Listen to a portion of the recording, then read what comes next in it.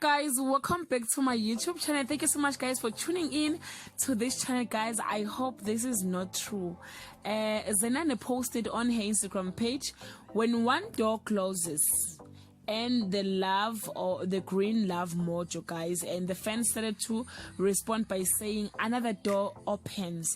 Zenande is allegedly said to be stripped of her queenship by the Ferguson after it was discovered that she is pregnant. Goodness is the last member of the Mabuza family on the Ferguson production set and is believed to be Iekmak to leave following Sedume and Gracious Mabuza or Rami.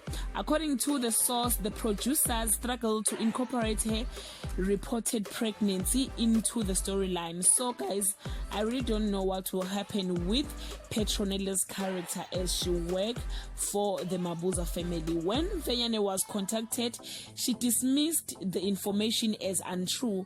She said that she is not pregnant or leaving the queen, but guys, she looks pregnant on the late episodes. But guys, yeah, you can leave your comment below guys and share your thought. But on a serious note guys, I just wish this is not true that Zenande is leaving the queen. But again, there's nothing we can do. If the producers have decided, who are we? Thank you so much guys. Love you so much guys. Bye.